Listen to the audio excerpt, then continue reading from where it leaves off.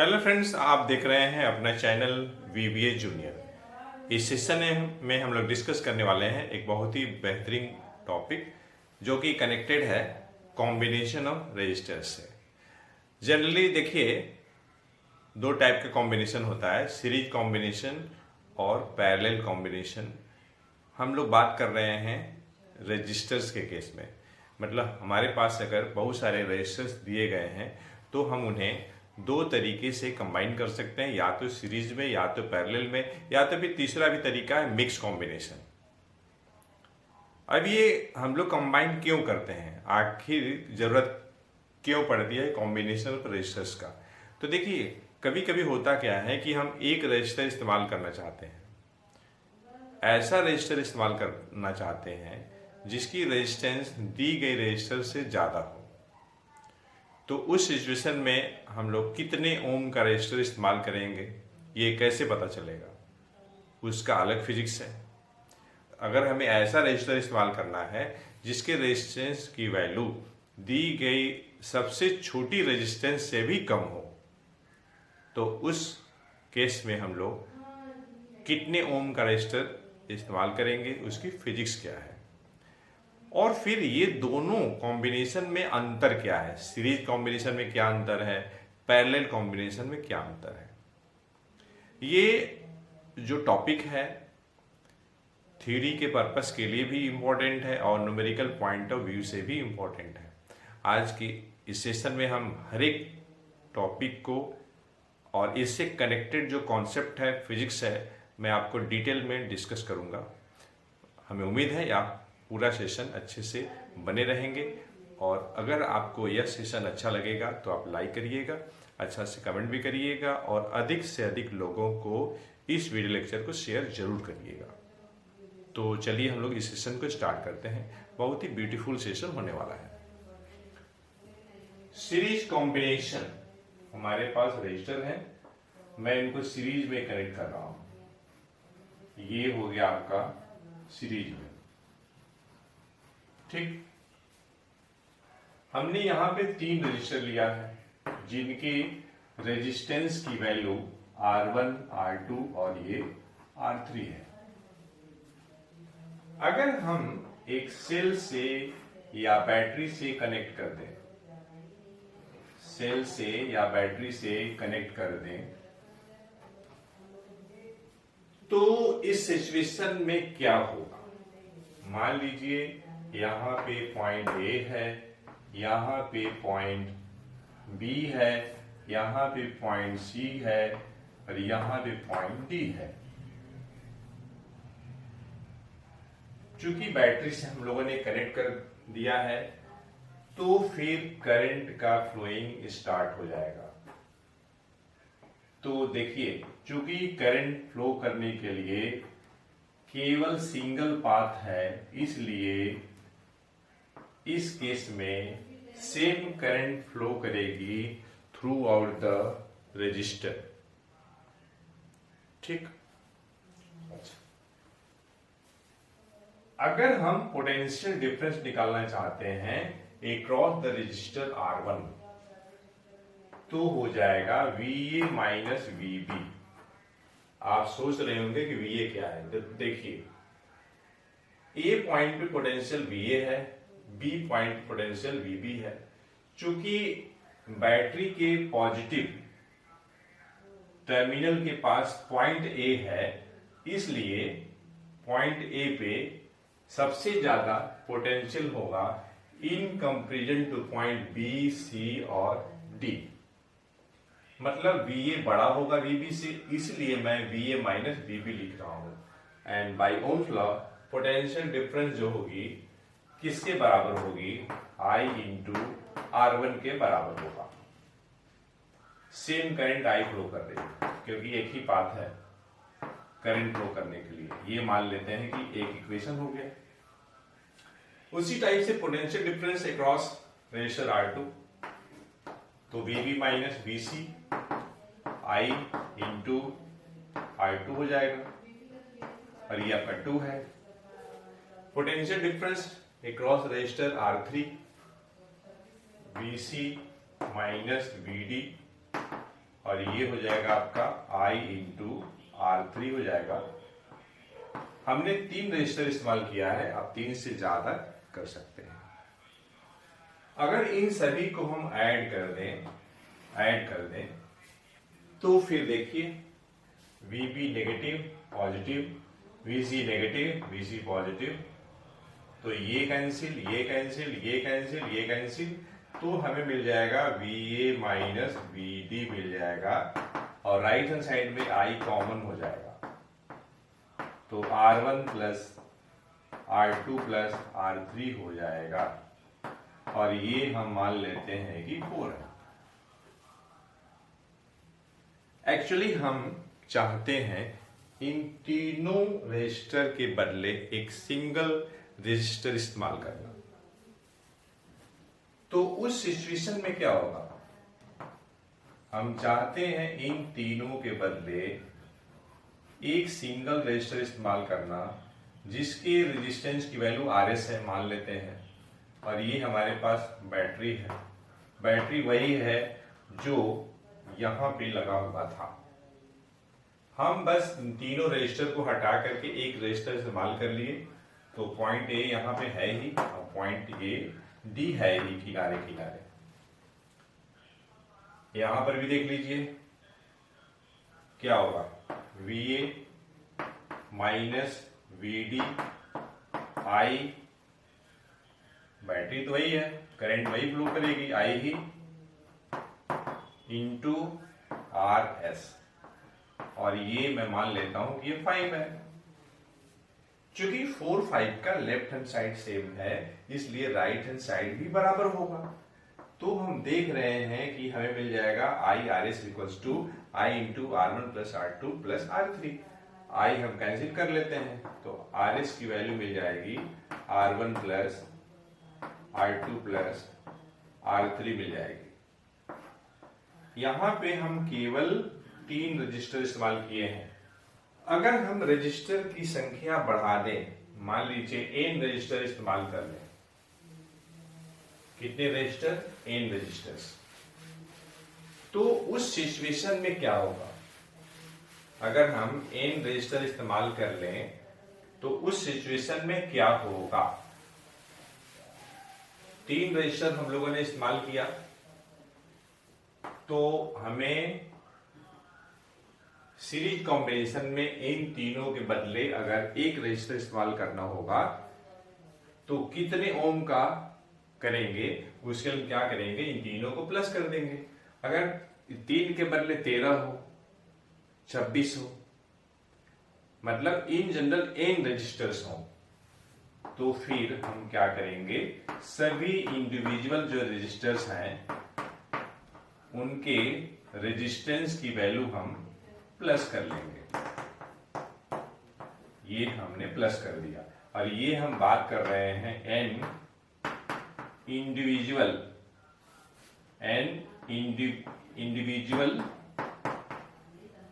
Register की हम बात कर रहे हैं। अगर ये सभी रजिस्टर इंडिविजुअल न होकर के आइडेंटिकल हैं, इंडिविजुअल मतलब ये हुआ कि सभी रजिस्टर के रेजिस्टेंस की वैल्यू अलग अलग है, आइडेंटिकल में सभी रजिस्टर की वैल्यू सेम होगी, उसके रेजिस्टेंस की वैल्यू। और मान लेते हैं कि सभी जो रजिस्टर हैं आइडेंटिकल के केस में R ओम के हैं, तो फिर RS की वैल्यू n इंटू R हो जाएगा। ये मैं कह रहा हूं for n identical register, identical, और यहां हम बोले हैं n इंडिविजुअल रजिस्टर के लिए। अब देखिए कॉन्सेप्ट क्या हुआ, फिजिक्स क्या हुआ। सीरीज कॉम्बिनेशन में चूंकि करंट के फ्लो होने के लिए सिंगल पाथ है, इसलिए सेम करंट फ्लो करेगी। एक बात, दूसरी बात, प्रत्येक रजिस्टर के क्रॉस पोटेंशियल डिफरेंस डिफरेंट होगा। पोटेंशियल डिफरेंस कैसे निकालेंगे, मान लीजिए हमें पोटेंशियल डिफरेंस निकालना है एक क्रॉस रजिस्टर R1, तो I इंटू R1 कर लेंगे। Potential difference across resistor R2, I into R2 कर लेंगे। By using Ohm's law. Potential difference across resistor R3 तो I इंटू R3 कर लेंगे। ठीक, ये हो गई सीरीज कॉम्बिनेशन की बात। अब हम आते हैं पैरेलल कॉम्बिनेशन में। देखिए मैं यहां पे 2 रजिस्टर केवल ले रहा हूं, बात को समझिएगा। ये हमारे पास 2 रजिस्टर है और मैं कनेक्ट कर दिया बैटरी से। रजिस्टर हमारे पास है R1 और R2, करंट I फ्लो कर रही है। तो देखिए पैरेलल कॉम्बिनेशन में बैटरी से जो करंट निकलेगी, यहां पे आने के बाद करंट 2 पार्ट में डिस्ट्रीब्यूट हो जाएगी। अब कितना इस पाथ में जाएगी, कितना इस पाथ में जाएगी, और डिपेंड करेगा कि R1 और R2 की वैल्यू कितनी है। अगर इस पाथ में करंट I1 फ्लो कर रही है R1 रेजिस्टर के क्रॉस, और R2 रेजिस्टर के क्रॉस करंट अगर I2 फ्लो कर रही है, तो सेकेंड जंक्शन पॉइंट पे, ये देखिए फर्स्ट जंक्शन पॉइंट है, यहां पे करंट डिवाइड हो रही है, बट रही है। यहां पे करंट कंबाइन हो जाएगी और ये कंबाइन होकर के I हो जाएगी। तो मतलब I की वैल्यू हो जाएगी I1 प्लस I2। ठीक, अगर हम चाहते हैं कि हम 2 रजिस्टर इस्तेमाल ना करें, एक रजिस्टर इस्तेमाल करें, और जिस रजिस्टर को हम इस्तेमाल करना चाहते हैं उसका रेजिस्टेंस Rp है, P फॉर पैरेलल और S फॉर सीरीज।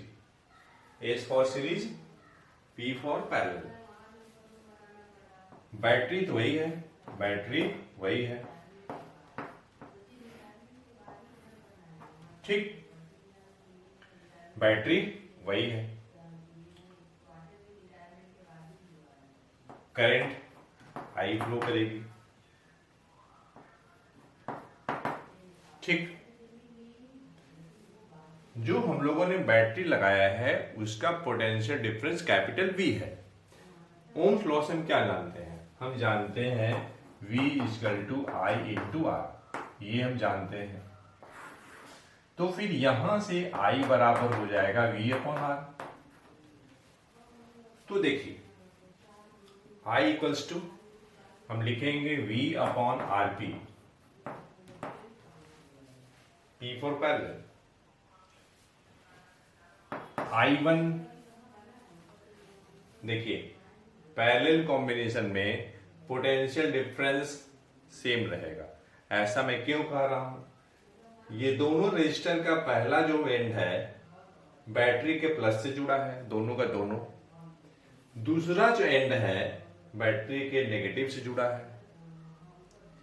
इसलिए पैरेलल कॉम्बिनेशन में हर एक रजिस्टर के क्रॉस पोटेंशियल डिफरेंस सेम होगा। मतलब V equal to I1 into R1 parallel combination में मैं ये बोल रहा हूं कि V equal to I1 into R1 होगा और V equal to I2 into R2 भी होगा। ये हम बात कर रहे हैं पैरेलल कॉम्बिनेशन के लिए। तो फिर जरा देखिए I1 चाहिए हमें, तो V अपॉन R1, I2 चाहिए तो V upon R2। Through out V cancel हो जाएगा, तो हमें क्या मिलेगा? हमें मिल जाएगा 1 upon RP equals to 1 upon R1 plus 1 upon R2। तो कहने का मतलब क्या है? पैरेलल कॉम्बिनेशन में जो इक्विवेलेंट जो रेजिस्टेंस होगी उसका जो रेसिप्रोकल होगा, sum of the reciprocal of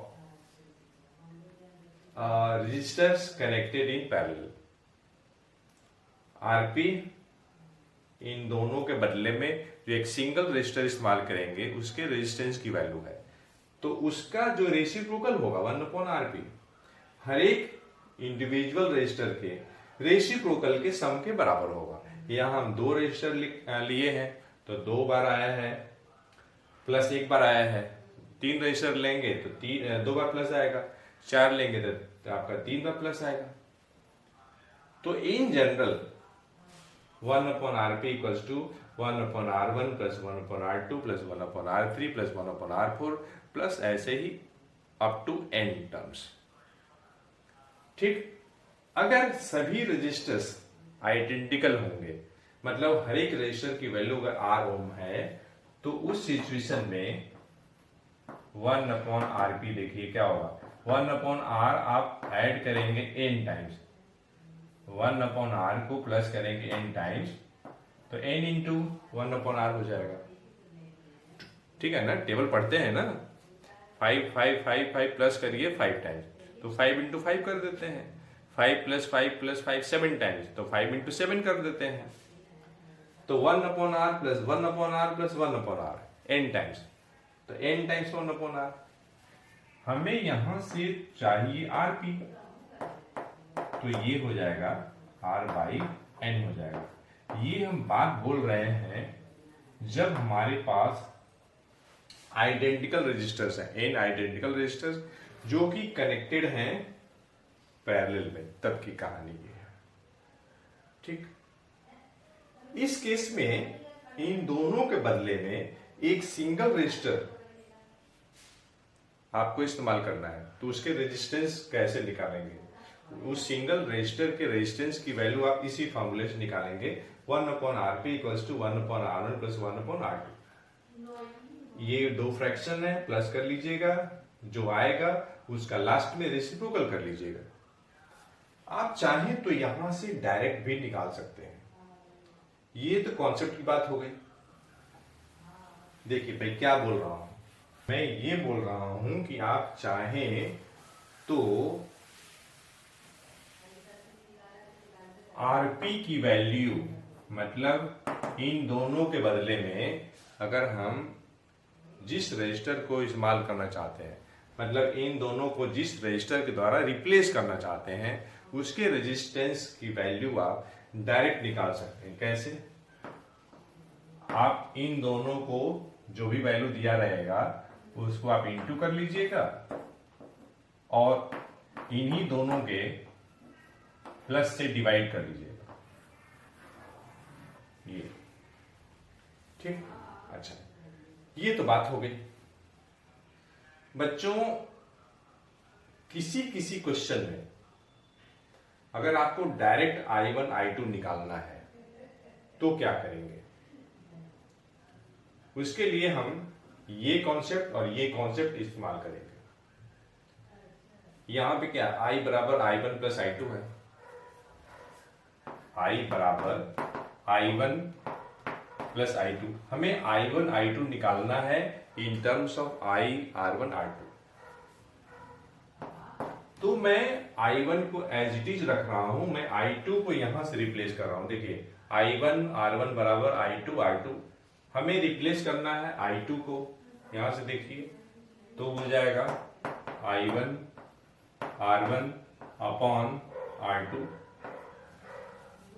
यहां से मैं I2 निकाला हूं, चूंकि I1 R1 I2 R2 दोनों V के बराबर है, इसलिए I1 R1 और I2 R2, चूंकि I1 R1 I2 R2 हर एक V के बराबर है, इसलिए I1 R1 और I2 R2 आपस में भी बराबर होंगे।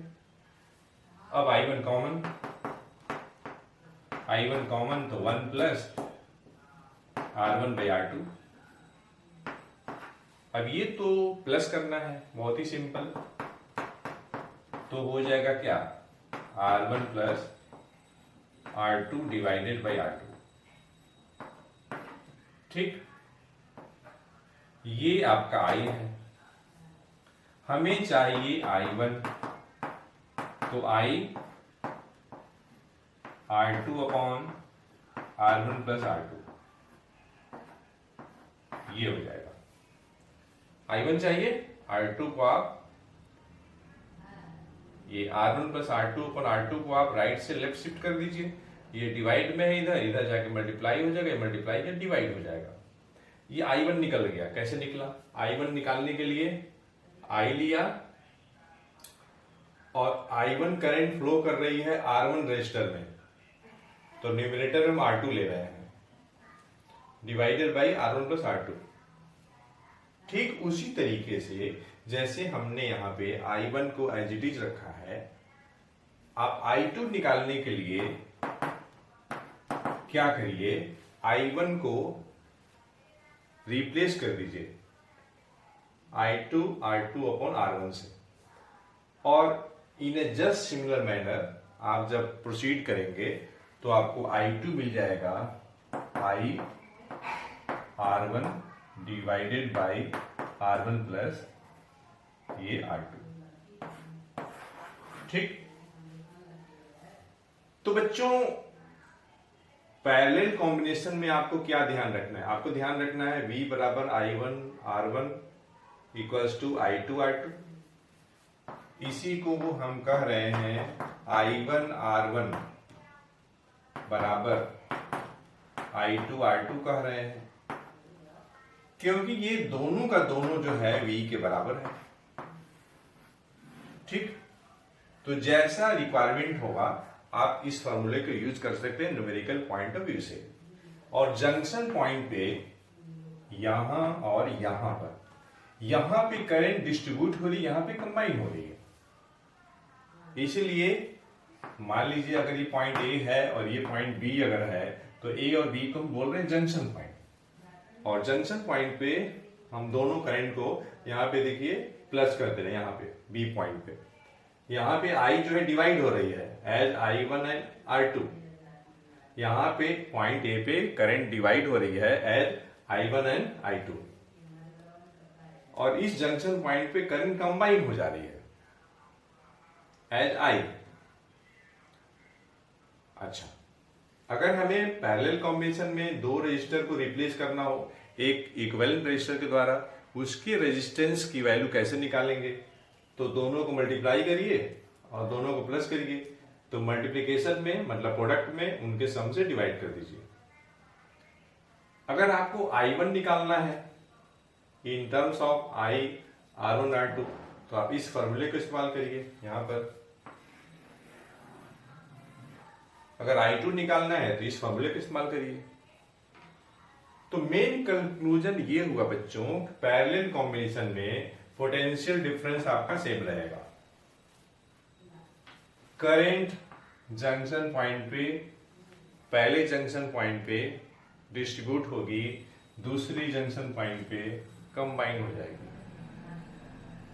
सीरीज कॉम्बिनेशन में through out same current flow करेगी और हर एक रजिस्टर के क्रॉस पोटेंशियल डिफरेंट होगा, लेकिन यहां पे हर एक रजिस्टर के क्रॉस पोटेंशियल डिफरेंस सेम होगा। आपको जो भी कॉन्सेप्ट बताए गए हैं, आप इससे रिलेटेड कोई भी क्वेश्चन करेंगे डेफिनेटली हो जाएगा। तो फ्रेंड्स, हमें उम्मीद है यह सेशन आप अवश्य एंजॉय किए होंगे। तो हम मिलते हैं नेक्स्ट सेशन में एक अच्छे कॉन्सेप्ट के साथ। Thanks for watching.